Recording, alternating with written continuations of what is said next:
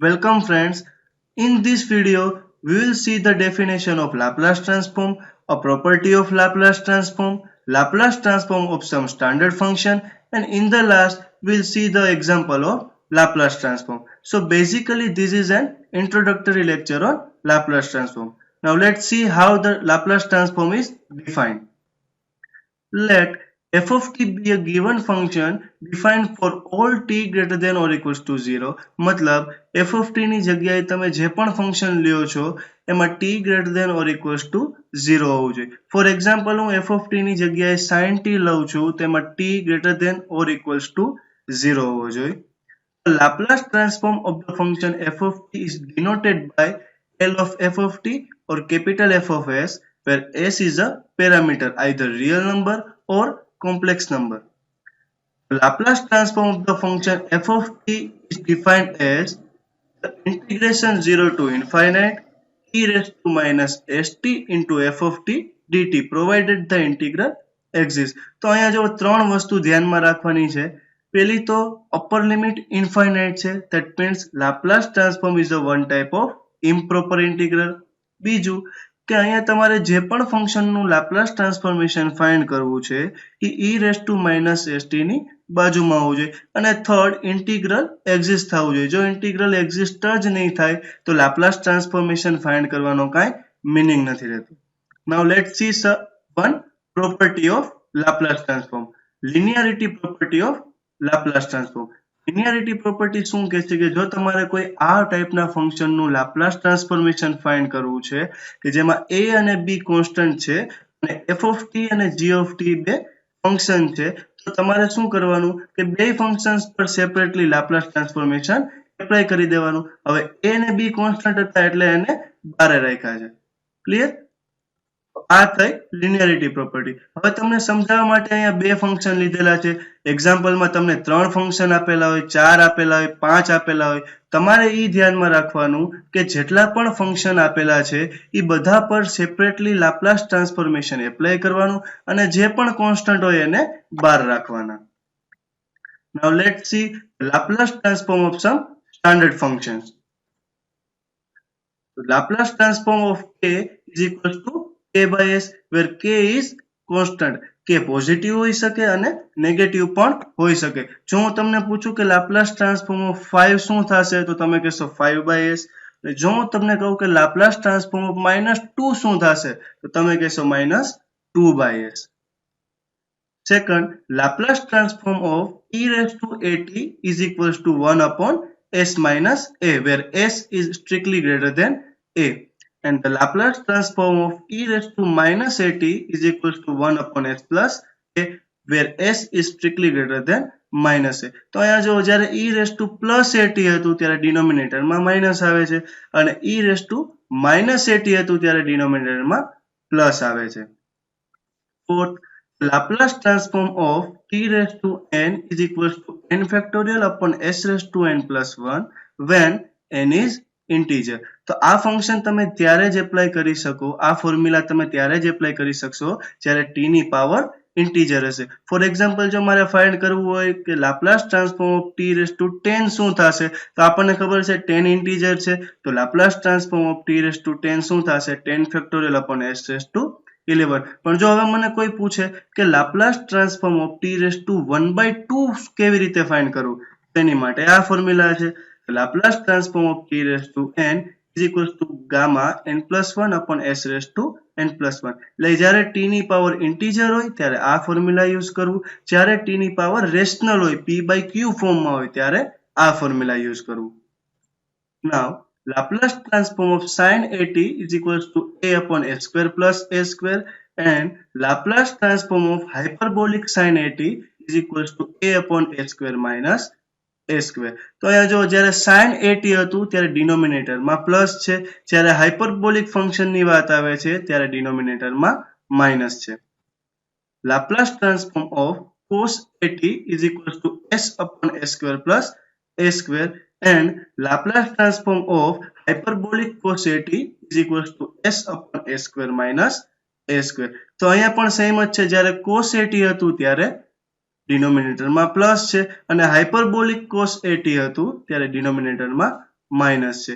બીજી વસ્તુ એ ધ્યાનમાં રાખવી કે જ્યારે આપણે Laplace transform of sin 80 find કરીએ છીએ ત્યારે ન્યુમરેટરમાં a આવશે અને જ્યારે આપણે Laplace transform of cos 80 find કરીએ છીએ ત્યારે ન્યુમરેટરમાં s આવશે. હવે અહીંયા રિમેમ્બર લખેલું છે એનો મતલબ એવું નથી કે તમારે ગોખવા માંડવાનું છે કે આ બધા ફોર્મ્યુલા 5-5 10-10 વાર લખવાના છે.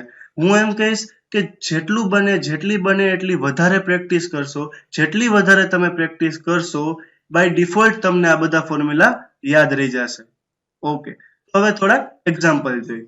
In the first example, we want to find the Laplace transform of 100 raised to t plus 2t raised to 10 plus sin 10t. Means આ તમને f of t આપેલું છે અને એનું તમારે લાપ્લાસ ટ્રાન્સફોર્મેશન ફાઇન્ડ કરવાનું છે. હવે હમણાં જ આપણે સ્ટાન્ડર્ડ ફંક્શનના લાપ્લાસ ટ્રાન્સફોર્મેશન જોયા, એમાં આ પ્રકારનું તો કોઈ સ્ટાન્ડર્ડ ફંક્શન નહોતું. ક્લિયર? એટલે ડાયરેક્ટ તો ફોર્મ્યુલા એપ્લાય નહીં થાય, તો એની માટે આપણે લિનિયરિટી પ્રોપર્ટીનો યુઝ કરશું. લિનિયરિટી પ્રોપર્ટીમાં મેં કીધું હતું કે અહીંયા બે ફંક્શન હોય એવું જરૂરી નથી. જો અહીંયા 3 ફંક્શન છે, પણ લિનિયરિટી પ્રોપર્ટી શું કહે છે એ વધારે મહત્વનું છે. લિનિયરિટી પ્રોપર્ટી શું કહે છે કે જેટલા પણ ફંક્શન આપેલા હોય એની ઉપર સેપરેટલી લાપ્લાસ ટ્રાન્સફોર્મેશન એપ્લાય કરી દો અને કોન્સ્ટન્ટને બારે લખી દો. ઓકે, આપણે બારે લખી દીધું. હવે મારે Laplace transform of 100 raise to t find કરવું છે, પણ આવું એક સ્ટાન્ડર્ડ ફંક્શન તો છે નહીં. પણ આપણને એ ખબર છે કે જ્યારે તમને a રેઝ ટુ b ટાઈપનું કોઈ ફંક્શન આપેલું હોય તો એને એક્સપોનેન્શિયલ ફંક્શનમાં આ રીતે લખી શકાય. તો 100 રેઝ ટુ t ને મારે એક્સપોનેન્શિયલ ફંક્શનમાં લખવું હોય તો આ રીતે લખી શકાય. ક્લિયર? બાકીનું બધું એઝ ઇટ ઇઝ. હવે મારે Laplace transform of e raise to log 100 into t find કરવું છે, તો એની માટે મને આ ફોર્મ્યુલા ખબર છે કે Laplace transform of e raise to at is equals to 1 upon s minus a. અહીંયા આપણી પાસે a ની વેલ્યુ શું છે? log 100. તો આ ફોર્મ્યુલામાં જ્યાં પણ તમને a દેખાય છે ત્યાં તમારે log 100 મૂકવાનું છે અને s માં કાંઈ પણ ચેન્જ થશે નહીં. s ની જગ્યાએ તમારે s જ રાખવાનું છે. તો Laplace transform of e raise to log 100 into t શું થશે? 1 upon s minus log 100. હવે 2 તો કોન્સ્ટન્ટ છે તો એ એઝ ઇટ ઇઝ રહેશે. હવે અહીંયા મારે Laplace transform of e raise to 10 find કરવો છે. 10 ઇન્ટીજર છે. આપણને ખબર છે કે જ્યારે ઇન્ટીજર પાવર હોય, t ની કોઈ ઇન્ટીજર પાવર હોય ત્યારે આ ફોર્મ્યુલા યુઝ થશે. તો સિમ્પલી આ ફોર્મ્યુલામાં જ્યાં પણ તમને n દેખાય છે ત્યાં તમારે 10 મૂકી દેવાના. તો Laplace transform of t raise to 10 શું થશે? 10 factorial upon s raise to 11. હવે થર્ડમાં મારે Laplace transform of sin 10t find કરવું છે, તો એની માટે મને લાપ્લાસ ટ્રાન્સફોર્મ ઓફ sin 80 નું ફોર્મ્યુલા ખબર છે. અહીંયા આપણી પાસે a ની વેલ્યુ શું છે? 10. તો આ ફોર્મ્યુલામાં જ્યાં પણ તમને a દેખાય છે ત્યાં તમારે શું મૂકવાનું? 10. અને s ની વેલ્યુમાં કાંઈ ચેન્જ નહીં થાય. તો Laplace transform of sin 10t શું થશે? 10 upon s square plus n square મતલબ 100. Let's see another example. In this example, we want to find the Laplace transform of sin 2t into sin 3t. તો આ પ્રકારનું પણ એક standard function નહોતું. Clear? તો આની માટે આપણે ટ્રિગોનોમેટ્રી ફોર્મ્યુલાનો યુઝ કરશું. We know that 2 times sin a into sin b is equals to cos a minus b minus cos a plus b. તો હવે અહીંયા તમે બે વસ્તુ કરી શકો. કાં તો આ sin 2t into sin 3t છે એને 2 વડે ડિવાઈડ કરો અને 2 વડે મલ્ટીપ્લાય કરો તો આ લેફ્ટ હેન્ડ સાઈડ આવી જશે. અથવા મારે જો આ પ્રકારનું ફોર્મ જોતું હોય તો આ 2 ને રાઈટ હેન્ડ સાઈડ ડિનોમિનેટરમાં જવા દો. ક્લિયર? તો અહીંયા આપણી પાસે કેપિટલ A ની વેલ્યુ શું છે? 2t. કેપિટલ B ની વેલ્યુ શું છે? 3t. તો આ ફોર્મ્યુલામાં રાખી દો એટલે મને આ મળી જશે. હવે અહીંયાથી ડાયરેક્ટ લાપ્લાસ ટ્રાન્સફોર્મ એપ્લાય નહીં થાય, તો એની માટે વન્સ અગેન લિનિયરિટી પ્રોપર્ટીનો યુઝ કરશું. તો આપણે કર્યો. હવે 1/2 તો કોન્સ્ટન્ટ છે તો એને એઝ ઇટ ઇઝ રાખવાના છે. અહીંયાથી મારે Laplace transform cos 1t find કરવું છે.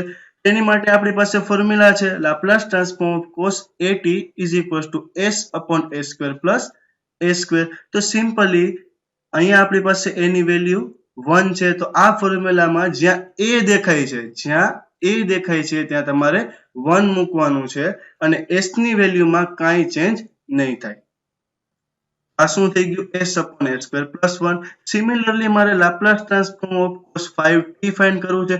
હવે આ ફોર્મ્યુલામાં એની વેલ્યુ શું થઈ જશે 5. તો આ ફોર્મ્યુલામાં a ની જગ્યાએ 5 મૂકી દો. આ શું થશે s/a² + 25. હવે આ બે સ્ટેપમાં s/2 કોમન છે તો એને કોમન કાઢી લ્યો. આ તમારો શું થઈ ગયો આન્સર. એક હજી એક્ઝામ્પલ જોઈ. In this example, we want to find Laplace transform of sin squared 3t. તો જો મને ખાલી Laplace transform of sin 3t પૂછ્યું હોત તો એ તો ડાયરેક્ટ ફોર્મ્યુલાથી થઈ જાય, પણ અહીંયા Laplace transform of sin square 3t પૂછ્યું છે. તો આની માટે પાછો આપણે શું યુઝ કરશું trigonometry ફોર્મ્યુલાનો. We know that sin square a is equals to 1 minus cos 2a/2. અહીંયા કેપિટલ a ની વેલ્યુ શું છે 3t. તો આ ફોર્મ્યુલામાં કેપિટલ a ની જગ્યાએ 3t મૂકી દીધું. અહીંયાથી ડાયરેક્ટ લાપ્લાસ ટ્રાન્સફોર્મ એપ્લાય નહીં થાય તો એની માટે આપણે લિનિયરિટી પ્રોપર્ટીનો યુઝ કરશું. લિનિયરિટી પ્રોપર્ટી મુજબ આ સ્ટેપ આવશે, એમાં 1/2 કોન્સ્ટન્ટ છે. હવે અહીંયા મારે લાપ્લાસ ટ્રાન્સફોર્મ ઓફ 1 ફાઇન્ડ કરવું છે. 1 આપણને ખબર છે કોન્સ્ટન્ટ છે, અને કોન્સ્ટન્ટ ફંક્શનનું લાપ્લાસ ટ્રાન્સફોર્મેશન કઈ રીતે ફાઇન્ડ થાય આપણને ખબર છે. તો સિમ્પલી k ની જગ્યાએ 1 મૂકી દો. તો લાપ્લાસ ટ્રાન્સફોર્મ ઓફ 1 શું થશે 1/s. અને અહીંયા આપણે Laplace transform of cos 6t find કરવું છે. તો સિમ્પલી આ ફોર્મ્યુલામાં a ની જગ્યાએ 6 મૂકી દો.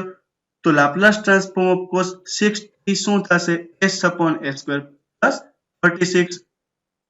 હવે બેમાંથી મેં 1/2 કોમન લઈ લીધા. હવે મારે આ આન્સર રાખવો હોય, અહીંયાથી મારે એક્ઝામ્પલ પૂરો કરવો હોય તોય વાંધો નથી. જો મારે આગળ સિમ્પ્લિફાય કરવું હોય તો હું LCM લઈ લઈશ. અહીંયા બે બાજુથી a² કેન્સલ થઈ જશે. So this is your final answer. Let's see the last example.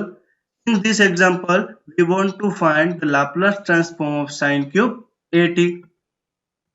Clear. તો આની માટે આપણે ટ્રિગોનોમેટ્રી ફોર્મ્યુલાનો યુઝ કરશું. તો અહીંયા કેપિટલ a ની વેલ્યુ શું છે સ્મોલ at. તો આ ફોર્મ્યુલામાં કેપિટલ a ની જગ્યાએ સ્મોલ at મૂકી દો. મને આ સ્ટેપ મળી જશે. ઓકે. અહીંયાથી લિનિયરિટી પ્રોપર્ટી એપ્લાય કરો. લિનિયરિટી પ્રોપર્ટી એપ્લાય કરી 3/4 કોન્સ્ટન્ટ છે, -1/4 કોન્સ્ટન્ટ છે, તો એઝ ઇટ ઇઝ રહેશે. હવે અહીંયા તો જો Laplace transform of sin at direct formula જ તમારે એપ્લાય કરવાનું છે. ક્લિયર. ડાયરેક્ટ ફોર્મ્યુલા જ આપણે મૂકી દીધું. હવે અહીંયા Laplace transform of sin 3at find કરવાનું છે. તો સિમ્પલી આ ફોર્મ્યુલામાં જ્યાં a દેખાય છે ત્યાં તમારે 3a મૂકવાનું છે. ક્લિયર. s માં કાંઈ ચેન્જ થશે નહીં. આ શું થઈ ગયું Laplace transform of sin 3at નો આન્સર આવી ગયો. હવે બેમાંથી મેં 3a/4 કોમન લઈ લીધું. તમારે આને આન્સર રાખવું હોય તોય કાંઈ વાંધો નથી. જો આગળ સિમ્પ્લિફાય કરવું હોય તો હું LCM લઈ લઈશ. ક્લિયર. આગળ સિમ્પ્લિફાય કરીશ and this is my answer. Thank you friends. I hope તમને લાપ્લાસ ટ્રાન્સફોર્મેશન સમજાણું હશે. ક્લિયર. હું તમને એ જ સલાહ આપીશ કે જેટલી વધારે ટ્રાય થાય, જેટલી વધારે તમે પ્રેક્ટિસ કરી શકશો એટલી વધારે પ્રેક્ટિસ કરો. બાય ડિફોલ્ટ તમને એક્ઝામ્પલ યાદ રહેશે. ક્લિયર. Thank you.